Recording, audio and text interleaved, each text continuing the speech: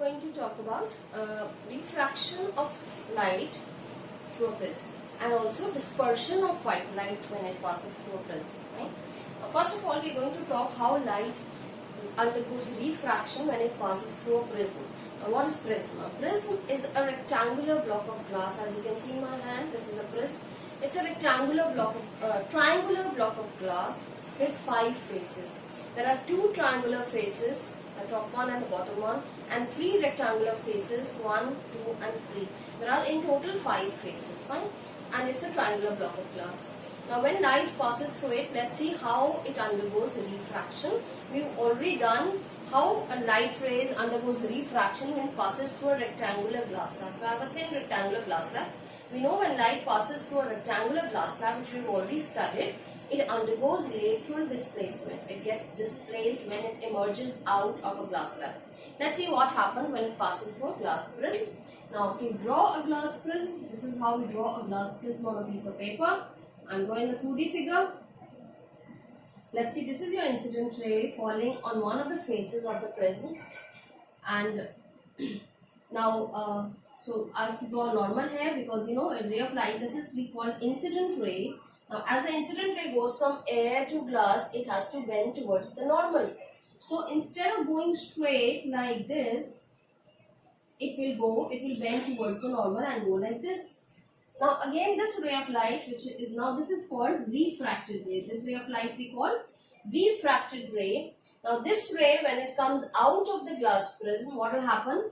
It will bend away from the normal. It is going from glass to air, so it will bend away from the normal, and so it will go somewhere like this, fine? And this we call emergent ray. So this is incident ray.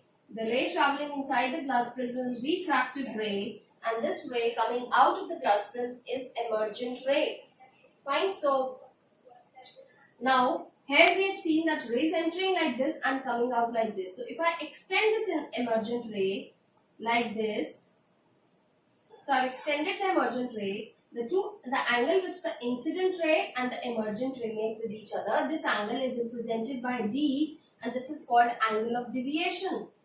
That means when a ray of light passes through a glass prism, it undergoes deviation. It gets deviated from its original path by an angle which is called angle of deviation. So here you can see this is the angle of deviation, whereas the angle of deviation is 0 for glass slab. It gets only laterally displaced. There is no deviation from the original path. It gets displaced from its original path only through a perpendicular distance, which is called lateral displacement. So this is how this happens. There is one more term that we should know, this angle. Actually, this is angle A, and this is called angle of prism. This is the angle between the lateral surfaces of the glass prism. If I show you actually in a glass prism, this is one and this is the other lateral surface. This angle which is made between the 2 lateral surfaces is called angle of prism. So this is how we denote angle of prism here.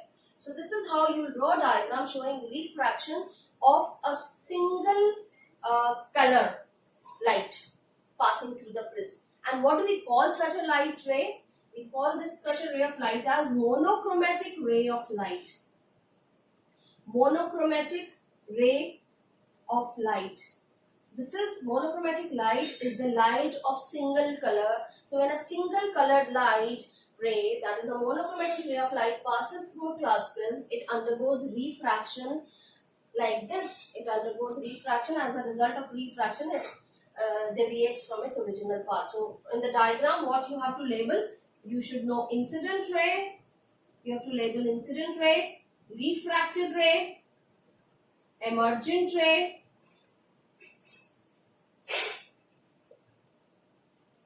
angle of prism. A is angle of prism, and D is very important, angle of deviation. So please label all these while you're drawing the diagram. Fine? Okay, so this is how a single colored ray of light bends as it passes through a glass prism and undergoes refraction. Now what happens when beam of white light passes through a glass prism? Let's see that. Okay. We all know that white light consists of 7 colors. We've studied in lower classes. White light consists of 7 colors, and the 7 colors are Vigor, violet, indigo, blue, green, yellow, orange, red. This you are all aware of. That white light consists of 7 colors. Now when a beam of white light passes through a glass prism, what happens? Now what happens is, so when a beam, this happens, this is beam of white light. Now in the beginning of this video, you saw an activity where a beam of white light was passed through glass prism, and you saw that beam of white light, it splits into its constituent 7 colors as it passes through the prism, and this phenomena is called dispersion of white light. Fine. So that means when a beam of white light passes through a glass prism, it undergoes dispersion, and dispersion is the phenomena of splitting of white light into its constituent 7 colors. Fine. So we are going to talk about now dispersion of white light through a prism.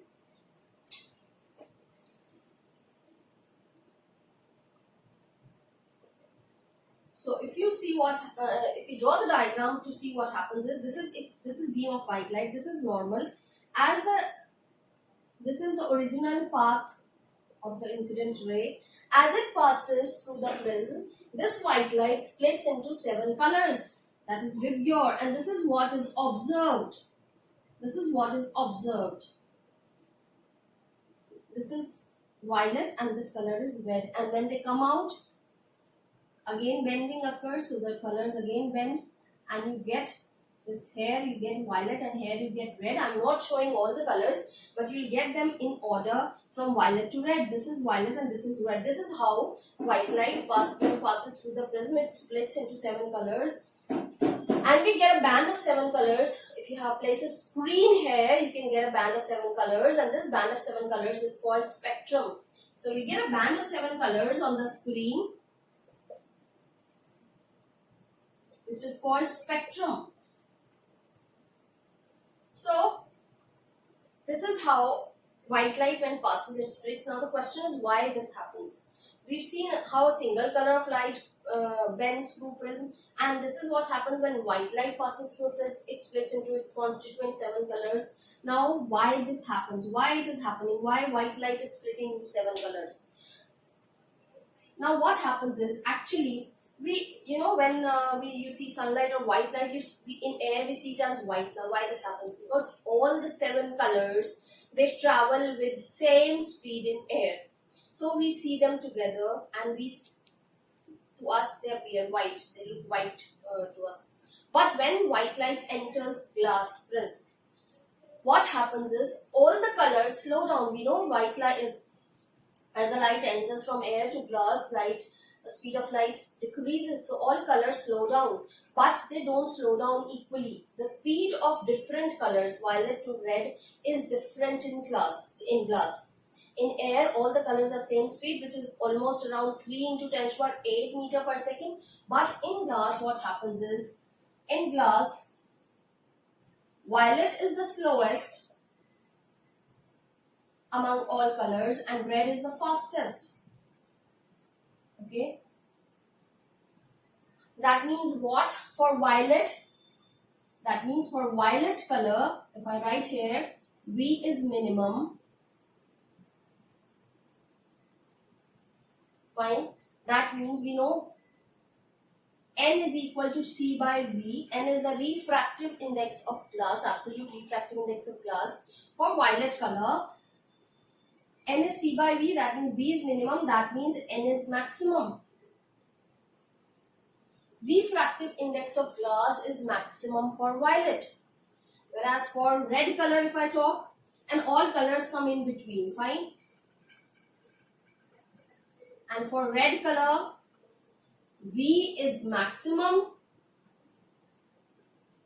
The speed is maximum for red color in glass. So N refractive index of glass is minimum for glass. Now because the refractive index is different of glass is different for different colors, they bend by different angles. As the refractive index for glass for red is minimum, red deviates the least, whereas for violet the refractive index of glass is maximum, so violet deviates the most. Fine. Obviously, the refractive index is different, of glass is different, bending of these colors is by different angles, and this is what we see. And from here also we can see, if we see the violet color, if we extend the violet color and see, this is the angle of deviation of violet color, whereas for red it will be lesser. If you see for red, it is less than that for violet. Red is deviating the least and violet is deviating the most. Fine. So, when white light, wants to remember, when white light passes through prism, it splits into its constituent colors. This phenomena is called dispersion. The band of 7 colors that we get on the screen is called the spectrum of white light. Why this happens? Because white, all the colors travel with same speed in air, so we see them as white. But as the light enters glass prism, the colors travel with different speed. All the colors slow down, but violet is the slowest and red is the fastest among all. Because violet is the slowest, V is minimum for violet. Refractive index N for of glass for violet color is the maximum. So violet deviates the most, whereas red, V is maximum. So N is minimum. Refractive index of glass for red is minimum, so it deviates the least. This is how dispersion occurs. Fine. So we can see for why dispersion occurs. This, as a result, from here we can say, so we can say all colors bend by different angles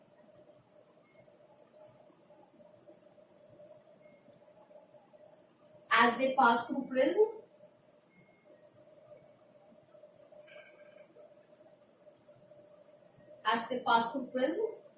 And that is why dispersion occurs. Fine. So this is the reason why it occurs. Now this was first observed by Isaac Newton, and what he also observed is that when an inverted glass prism is placed in front of an erect glass prism like this, if you have a glass prism, what happens is, it splits into 7 colors. Now, if you have an inverted glass prism present in front of it, placed in front of it, he did this activity, observed that these colors recombine to form again white light. So this is, this is violet, this is red. Fine. And you get white light again when they pass through an inverted prism. So, when white light is passed through first an erect prism and then the band of colors is allowed to pass through an inverted prism, you get again white light. It recombines, the colors recombine to get the white light. This also explains to some extent why in a glass slab we don't see splitting of light, because in a glass slab can be considered to be, like if I draw a glass slab, we can consider it to be similar to that of a prism, erect prism and an inverted prism placed together. So when white light passes through a glass slab, there is no dispersion that we see. Okay. Now, this dispersion is also responsible, we all know, in daily life we observe dispersion. You can see, on the surface of a soap bubble, you can see 7 colors when sunlight falls on it. Or through a CD, if you look through a CD, on a CD you can see 7 colors. The white light when falls on it, it splits into 7 colors. Similarly, various other examples of dispersion we see in our daily life, and one such very important example is rainbow. Formation of rainbow is due to mainly dispersion of white light. Now, why this happens is, rainbow is observed when sun shines immediately after rainfall. When rainfall takes place, there are suspended droplets of water in the sky, and when sun shines after rainfall and sunlight passes through these droplets, dispersion occurs. Now, to explain rainbow precisely, we can only see rainbow when sun is behind us and we are looking at the rain droplets. Sun should be opposite to the rain droplets for us to see a rainbow. Fine. Now, what happens is, when if this happens, when sunlight passes through rain droplets, these rain droplets act as tiny prisms. So when white light passes through this, dispersion occurs. That means it splits into a band of 7 colors. We get now these 7 colors. After dispersion, they undergo internal reflection. They undergo reflection and again refraction. Then the person who's standing here and the sun suppose is here will be able to see the rainbow formation. So for us to see rainbow, this process, whole complete phenomena should happen. So there are 3 phenomena which are responsible for formation of rainbow, and for us to see a rainbow in the sky, which is dispersion of light which is taking place. Obviously refraction is occurring here, and third phenomena is internal reflection. Fine. If the rays of light, this 7 color band of 7 colors, are not internally reflected and they pass out from the droplet to the other side, we will not be able to see the rainbow. Only when the rays get reflected internally and comes towards the observer sees the formation of the rainbow. Fine. So this is how diagrammatically we can show the a rainbow, and these are the 3 phenomena which are responsible for the formation of rainbow. That's it for today. I hope you understood the process of dispersion through a glass prism, and we'll take up atmospheric refraction in the next class. Thank you and have a nice day.